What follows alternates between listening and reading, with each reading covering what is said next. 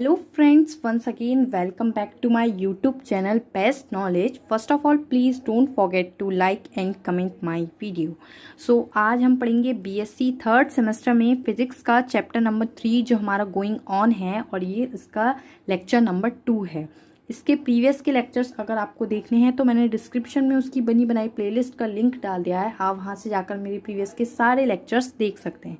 सो आज हम फिजिक्स का चैप्टर नंबर 3 जिसका नेम है टाइम वेराइंग इलेक्ट्रोमैग्नेटिक फील्ड, उसका एक मोस्ट इम्पॉर्टेंट टॉपिक के बारे में डिस्कस करेंगे और वो टॉपिक है mutual induction. It is the most important topic from the point of your exams. So okay, let's start. सबसे पहले first of all what is mutual induction. ठीक है, म्यूचुअल इंडक्शन को हिंदी में बोलते हैं अन्योन्य प्रेरण। क्या बोलते हैं? अन्योन्य प्रेरण। तो मैं उसकी यहाँ पर डेफिनेशन नोट करती हूँ, फिर आपको एक्सप्लेन करूँगी कि व्हाट इज़ म्यूचुअल इंडक्शन या फिर अन्योन्य प्रेरण। सो देखिएगा फ्रेंड्स, मैंने यहाँ पर इसकी डेफिनेशन नोट कर दी है। सो इसको पढ़ते हैं और समझते हैं। अन्योन्य प्रेरण, जैसा कि मैंने बताया, अन्योन्य प्रेरण हिंदी में कहते हैं म्यूचुअल इंडक्शन को।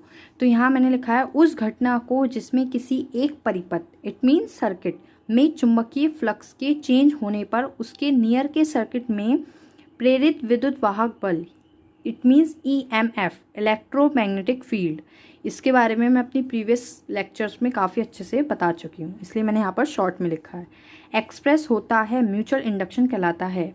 देखिए म्यूचुअल इंडक्शन क्या कहलाता है? अगर कोई सर्किट रखा है, कोई सर्किट है और उसमें मैग्नेटिक फ्लक्स है, मैग्नेटिक फ्लक्स एक्सप्रेस है, तो मैग्नेटिक फ्लक्स अगर उस सर्किट में चेंज किया जाए, मैग्नेटिक फ्लक्स के चेंज होने पर उसके पास में एक और सर्किट रखा है तो उसमें भी क्या होगा, उसमें इलेक्ट्रोमैग्नेटिक फ्लक्स जो होगा वो एक्सप्रेस हो जाता है और इसे ही हम म्यूचुअल इंडक्शन कहते हैं। ठीक है, मैं एक बार दोबारा बता रही हूँ, अगर कोई सर्किट रखा है उसमें मैग्नेटिक फ्लक्स चेंज हो रहा है तो उसके पास में जो सर्किट रखा होगा, एक सर्किट से दूसरे सर्किट में क्या होगा, इलेक्ट्रोमैग्नेटिक फ्लक्स एक्सप्रेस हो जाएगा और इसी को ही हम, इस घटना को ही हम म्यूचुअल इंडक्शन या अन्योन्य प्रेरण कहते हैं। आई थिंक आपको अच्छे से क्लियर हो गया होगा कि म्यूचुअल इंडक्शन क्या होता है। ठीक है, इसके बाद हम इसके कोफिशिएंट की बात करते हैं, कोफिशिएंट ऑफ म्यूचुअल इंडक्शन। सो देखिएगा मैंने यहाँ पर हेडिंग नोट कर दी है, कोफिशिएंट ऑफ म्यूचुअल इंडक्शन। सो क्या करते हैं इसमें, सबसे पहले हम ये कंसिडर करते हैं कि दो यहाँ पर कुंडली हैं, ठीक है, जिसमें करंट फ्लो होगा। तो यहाँ पर क्या है, दो कुंडली हैं। ठीक है, कुंडली का मीन्स है यहाँ पर कॉइल से। सो यहाँ पर अगर दो कुंडली हैं, ठीक है, एक को हमने कह दिया प्राइमरी कुंडली और एक को कह दिया हमने सेकेंडरी कॉइल, इस तरह से प्राथमिक कुंडली और द्वितीय कुंडली। तो फर्स्ट वाली जो कुंडली है जो एक सर्किट में लगी हुई है उसमें इलेक्ट्रिसिटी फ्लो हो रही है। जो मैं बोल रही हूँ वो आप उसको लिख भी सकते हैं, मैं सिर्फ और सिर्फ इसके कोफिशिएंट्स के बारे में, इसके वेरिएबल्स के बारे में, इसके फॉर्मूले के बारे में ही नोट करूँगी, बाकी मैं ओरल समझाऊंगी। सो हमने कंसीडर कर लिया है कि दो कुंडली हैं हमारे पास, दो कॉइल्स हैं, primary coil and secondary coil. Primary coil में इलेक्ट्रिसिटी फ्लो हो रही है। अब ये जो इलेक्ट्रिसिटी फ्लो हो रही है उसकी वजह से ही जो सेकेंडरी कॉइल है उसमें मैग्नेटिक फ्लक्स या कह सकते हैं इलेक्ट्रोमैग्नेटिक फ्लक्स एक्सप्रेस हो रहा है। ये बात मैं डेफिनेशन में भी बता चुकी हूँ, एक्सप्लेन कर चुकी हूँ। सो वो ही हम उसी के अकॉर्डिंग हम लेट करेंगे।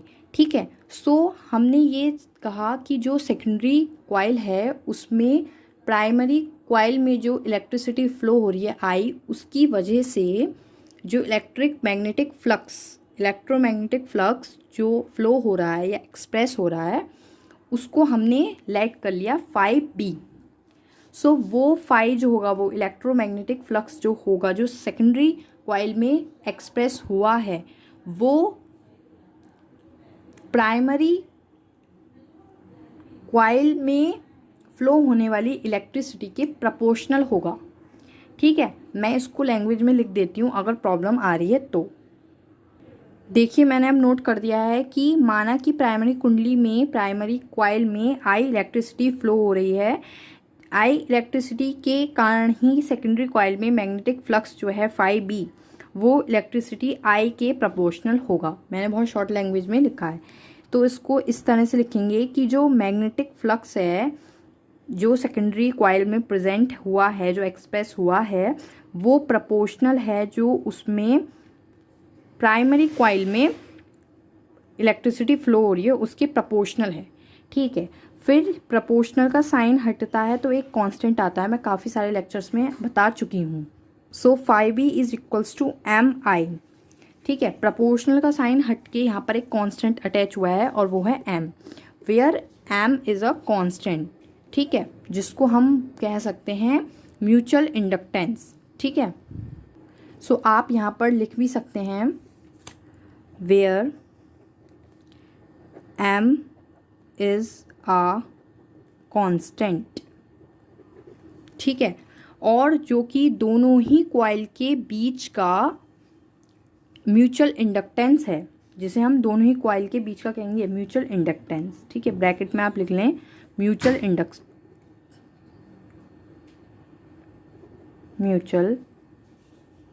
इंडक्टेंस। ठीक है, दोनों ही कॉइल के बीच का ये म्यूचुअल इंडक्टेंस होता है, जो ये एम है। उसके बाद आगे डिस्कस करते हैं। वो क्या डिस्कस किया हमने कि इफ़ आई, कैपिटल आई या स्मॉल आई कुछ भी लिख सकते हैं आप, कैपिटल आई 1 एम्पियर है। ठीक है, ये हमने अपने पास से कंसीडर किया है, ये पूरा इसका कोफिशिएंट को डिफाइन करने का मेथड है कि अगर आई इक्वल्स टू 1 एम्पियर है, इट मीन्स जो प्राइमरी कॉइल में करंट फ्लो हो रहा है वो कितना है, 1 एम्पियर है। सो यहाँ पर आई की वैल्यू 1 होने की वजह से अगर हम इस इक्वेशन में आई की वैल्यू 1 पुट करेंगे तो फाई बी मैग्नेटिक फ्लक्स कितना हो जाएगा, एम के इक्वल। कितना हो जाएगा, एम के इक्वल। इट मीन्स जो मैग्नेटिक फ्लक्स है वो म्यूचुअल इंडक्शन के इक्वल आ गया है। सो इससे एक नई डेफिनेशन भी बनती है कि अगर दोनों कॉइल के बीच में म्यूचुअल इंडक्टेंस है और उन दोनों कॉइल में मैग्नेटिक फ्लक्स के बराबर है, अगर दोनों कॉइल के बीच का म्यूचुअल इंडक्शन और मैग्नेटिक फ्लक्स इक्वल है, तो इसका मतलब ये है कि प्राइमरी कुंडली में, प्राइमरी कॉइल में 1 एम्पियर की करंट फ्लो हो रहा है। यहाँ से भी एक डेफिनेशन बनती है। इतना आई थिंक आपको क्लियर हो गया होगा। अब आगे बढ़ते हैं। आगे ये बोलते हैं कि अगर प्राइमरी कुंडली में, प्राइमरी कॉइल में करंट जो है वो चेंज हो रहा हो। ठीक है, अभी तक तो हमारा एक यूनिट करंट फ्लो हो रहा था, आई अगर हमने 1 लेट किया तो एक करंट यूनिट फ्लो हो रहा है। ठीक है, तो यूनिट करंट फ्लो हो रहा है। अगर प्राइमरी कॉइल में करंट जो फ्लो हो रहा है वो कैसा है, चेंज हो रहा है, तो उस समय जो सेकंड कॉइल है, सेकेंडरी कॉइल है, उसमें इलेक्ट्रोमैग्नेटिक फ्लक्स या इलेक्ट्रोमैग्नेटिक फोर्स क्या होगा, यानी कि इसको अब हम डिनोट करेंगे ईएमएफ, यानी कि इलेक्ट्रोमैग्नेटिक फोर्स। ठीक है, वो जो होगा वो होगा एप्साइला। क्लियर है, वो क्या होगा, एप्साइला। अब ये एप्साइला किसके इक्वल होता है, मैं यहाँ फॉर्मूला लिखती हूँ, minus D phi B equals to d t. अब ये कहाँ से आया, तो इसके लिए आपको मेरा प्रीवियस का लेक्चर देखना होगा। ये आया है फैराडेज लॉ से। ठीक है, ये आया है फैराडेज लॉ से, और इससे प्रीवियस वाले लेक्चर में मैंने फैराडेज लॉ अच्छे से पढ़ाया है, उसमें बताया है कि फैराडेज लॉ क्या है। सो ये जो फॉर्मूला बनकर आया है ये होता है फैराडेज लॉ। मैं शॉर्ट में लिख देती हूँ यहाँ पर साइड में, फैराडेज लॉ। तो ये फैराडेज लॉ से आया है, इसका हम यूज़ करेंगे यहाँ पर कोफिशिएंट ऑफ म्यूचुअल इंडक्शन को दिखाने में। सो यहाँ पर एप्साइला की वैल्यू ये आई है, तो यानी कि epsilon equals to minus D phi B. Phi B के इक्वल हम क्या लिख सकते हैं, M I, D M I upon D T. Clear है, हमने क्या करा है, इस फॉर्मूले में फाई बी की प्लेस पर ये phi B equals to M I है, यहाँ पर हमने एम आई रख दिया है। सो बहुत इजी है, क्या होता है देखिएगा, D I by D T अगर 1 है, देखिए हमने यहाँ पर करा डी एम, तो यहाँ पर कांस्टेंट है, अभी हमने ऊपर बताया where M is a constant, तो एम तो कांस्टेंट है, एम बाहर निकल जाएगा, क्या बचेगा, D I by D T. तो D I by D T हमने लेट कर लिया अगेन से कि अगर 1 है तो, अगर 1 है तो क्या होगा, epsilon is equals to M. Epsilon किसके इक्वल आ जाएगा, एम के इक्वल आ जाएगा। तो इस तरह से यहाँ से ये चीज़ वेरीफाई होगी कि अगर दोनों कॉइल के बीच में म्यूचुअल इंडक्शन जो है वो सेकेंडरी कॉइल से एक्सप्रेस हो रहा है तो उन दोनों की वैल्यू भी सेम होगी। देखिए यहाँ पर ये क्या है, म्यूचुअल इंडक्टेंस, और ये क्या है, एप्सिलॉन, जो कि मैंने अभी बताया था क्या है, प्रेरित वैद्युत वाहक बल। तो इन दोनों की वैल्यू भी सेम होगी अगर फिर से प्राइमरी कॉइल में करंट चेंज होने की जो रेट ऑफ चेंज है ऑफ करंट वो 1 है तो। ठीक है, क्वेश्चन को अच्छे से समझिएगा, बहुत छोटा सा है ये। तो ये आपका कभी कभी एग्जाम्स में आ जाता है म्यूचुअल इंडक्शन। तो आपको क्या करना है, मैं आपको एक बार बता देती हूँ अच्छे से, देखिएगा अच्छे से। आपको क्या करना है, म्यूचुअल इंडक्शन हेडिंग डालनी है और उसकी डेफिनेशन लिखनी है प्यारी प्यारी सी, और हेडिंग डालनी है कोफिशिएंट ऑफ म्यूचुअल इंडक्शन, और उसका आपको इस तरह से दिखा देना, कुछ नहीं करना है। 5b प्रोपोर्शनल आई के, प्रोपोर्शनल का साइन हटेगा, एक कांस्टेंट आएगा जिसे हम एम बोलेंगे। एम यहाँ पर एक म्यूचुअल इंडक्टेंस कांस्टेंट है। फिर आई को अगर हम 1 लेट करेंगे तो 5b इक्वल आ जाएगा एम के। फिर हम फेराडेज लॉ लगाएंगे जो कि होता है एप्सिलॉन इक्वल्स टू के माइनस d5b/dt। 5b की प्लेस पर 5b की वैल्यू mi लगा देंगे। फिर देखेंगे m कांस्टेंट है, m को बाहर ले जाएंगे, di/dt को हम 1 लेट करेंगे। जैसे हम 1 लेट करेंगे एप्सिलॉन इक्वल आ जाएगा m के अगेन। ठीक है, तो इस तरह से होगा। और एक बात और सबसे इम्पॉर्टेंट कि म्यूचुअल इंडक्शन जो होता है या म्यूचुअल इंडक्टेंस जो होता है उसकी यूनिट क्या होती है, तो उसकी यूनिट होती है हेनरी, जो कि बहुत फेमस होती है। तो आपको इसकी यूनिट भी पता होनी चाहिए, तो मैं साइड में लिख देती हूँ, इसकी यूनिट होती है हेनरी। तो आपको ये चीज़ माइंड में रखनी है कि इसकी यूनिट हेनरी होती है, ये भी पूछ लेते हैं आपसे। तो इतना अगर टॉपिक आता है म्यूचुअल इंडक्शन तो इतना सफिशिएंट होता है उसमें।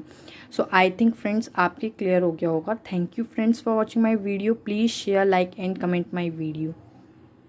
अगर फिर भी अगर कोई डाउट है तो आप कमेंट बॉक्स में मुझे कमेंट करके बताएं, मैं आपके डाउट क्लियर कर दूँगी। Thank you friends.